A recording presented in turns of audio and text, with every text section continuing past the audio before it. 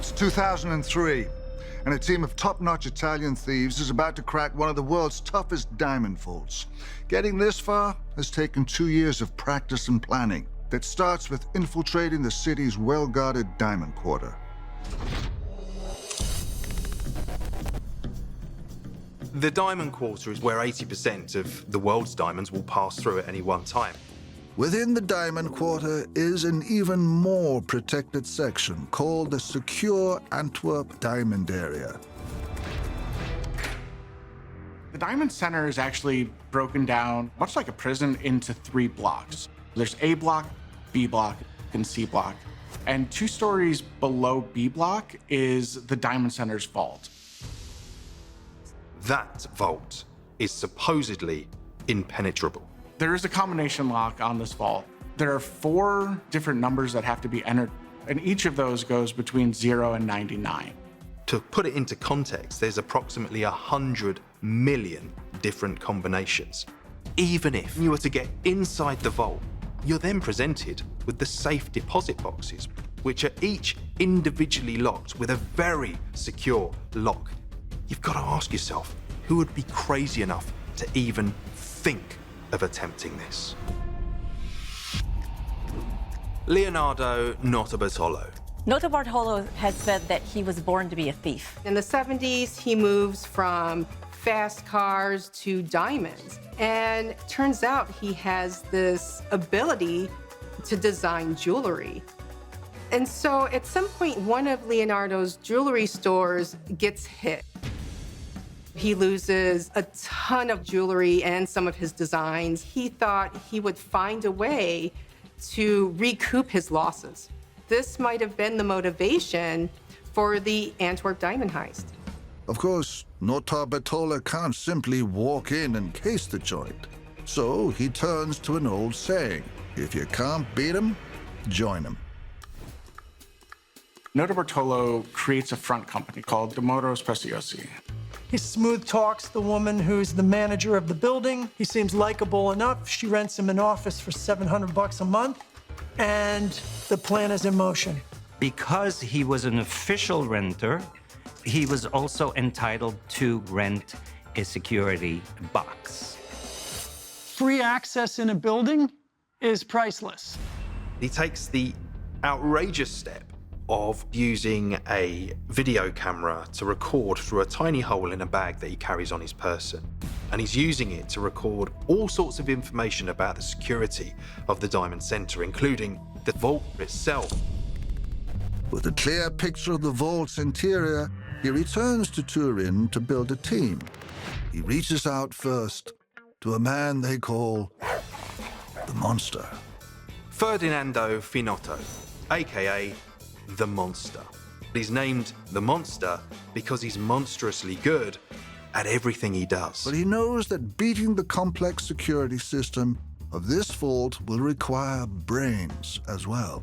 Elio D'Onorio, aka the Genius. He provides all the solutions to the most complex security systems. 12 weeks before the heist, Notarbartolo decides they'll need a getaway driver, someone he trusts. The last member of this crew that Leonardo brings on is Pietro Tavano, AKA Speedy. Not only is Pietro a lifelong friend of Leonardo, but he also has a pretty long rap sheet of his own. Leonardo reaches out to the Diamond Center's manager and says that he's looking at expanding his business. And if he could get a floor plan, that would really be helpful. And astonishingly, they not only give him floor plans, they give him the schematics for the vault room. He notices that the vault isn't physically being observed by security staff at night. This was a huge revelation for him, and that's where the genius comes in. The genius enters the building. He uses Notarbartolo's keycard to scan himself in, and he actually scans himself out but doesn't leave the building. Now it's after hours, the genius can really get to work. He goes and installs a security camera of his own over the combination dial of the vault door so that they can see what that combination is. The night before the heist, the gang all gather in Leonardo's apartment. The monster goes to a local Italian deli and brings back some food, including some pasta and some tomatoes and some salami. After 2 years of risking everything, it all boils down to what happens within the next 24 hours. The heist begins now. So far, so good. But once they get to the vault foyer, the real work begins. They have just 5 hours to clean out the vault and get clear of the building. As for getting the combination for the vault door, the camera that the genius put in place 5 nights prior was able to actually see the numbers being dialed in by the security guard. Notarbartolo thinks that the guards actually just keep the key to the vault in a utility closet. They're able to break into easily with a crowbar. And now they've got that key. Finally, the door is open. There are 189 individual boxes. Each of those have a lock and a combination. They use a device called a nose puller that fits right over the faceplate of the safe deposit box. And then they screw it in, and with the tension, they essentially are able to pop it off like you're pulling out a cork in a wine bottle. It would have been crack, crack, crack, with the lock case snapping. And they're finding cash, currency, jewelry. I mean, just an untold wealth of diamonds. After they've pulled off the heist of the century, they need to get rid of the evidence. And as they make their way back up to the ground floor, one of the men picks the lock for the security office and actually just takes the tapes out of the VCRs. And the Diamond Quarter is none the wiser. They know that Italy does not have an extradition treaty with Belgium. So if you commit a crime in Belgium and you are residing in Italy, you can't be brought back to Belgium to be tried for it. The job is not done yet.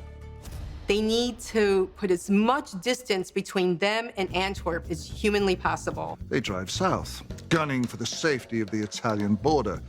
But Speedy, well, he can't quite shake the feeling that there's something else in their rearview mirror. Tavano starts to crack under the pressure. Speedy just wants to get rid of everything. He doesn't care where he does it. He just wants to get rid of it right now. They're gonna pull off the side of the road into a wooded area, and Leonardo's gonna find the best place to burn this evidence. He finds a little shed next to a pond, and he's like, we can do it here. When he gets back to his car, he's horrified because Speedy is just dumping trash out of the bags. When Leonardo comes back and he sees Speedy just throwing trash everywhere, it just becomes too much. There's the tapes pulled out of the surveillance cassettes hanging from the trees. There's documents all over the ground. The only thing that Leonardo can do is just help spread it out even more. And by the time anyone would stumble across it, it'll have been deteriorated anyway. They just keep driving. The following Monday, after the heist, one of the concierges, he walks into the vault and he sees bags and diamonds and jewels on the floor. In today's dollars, it could be over $500 million. Around the same time, just outside the city of Brussels, a retiree named August van Kamp is taking a stroll through a pristine patch of forest. But as he starts to look closer, he sees papers that say Antwerp Diamond Centre. And the rest, as they say, is history. As the police start going through the trash that is discovered on the side of the road, they're amazed at what they find. Little emeralds that are called pointers. There's a business card for the genius himself and a fake work order that he created for Notarbartolo's office. They also find a half-eaten salami sandwich. The fake work order for Notarbartolo's company causes the Diamond Police to take a hard look at its owner. And of all the safe deposit boxes that were opened in the safe, his was not. The Diamond Police are convinced he has something to do with the crime. And back in Turin, he's untouchable by the Belgian authorities. But then, less than a week later, a very confident Leonardo Notarbartolo decides it's safe to return to Antwerp to tie up a few loose ends. 5 days later, he comes back to the Diamond Center thinking he's in the clear. Nobody knows it's him. So when Notarbartolo sees the police, his heart must have just sunk to the floor. He realizes that he was the one being played. With the evidence from Antwerp and Turin, Notarbartolo is arrested. An ironclad case is built against him, but he refuses to rat out his accomplices. Even so, investigators are able to follow the clues. The genius is linked to the crime because his business card was found amongst the trash. The monster, he's actually linked to the crime through the receipt for the salami sandwich. Using that receipt with the timestamp, they're able to go through and see the security camera footage, and there's the unmistakable silhouette of the monster purchasing a meat platter. Speedy's linked to the crime because his details are all over the mobile phone SIM card. In addition, all of the men involved in the crime left behind DNA evidence either in the vault, in the trash that was recovered, or in Notarbartolo's apartment. All 4 men are tried and found guilty. 3 of those people served less than 6 months. Leonardo was released after 4 years, but then violated his parole and was then put back in jail for an extra 2 years. By 2009, everyone involved in this heist is released from prison on good behavior. The reason that we are all captivated by the Antwerp Diamond Heist is they actually got away with it. Several people served some prison sentence, but nobody has recovered the hundreds of millions of dollars of diamonds. And to this day, we are unlikely to ever really know where they went.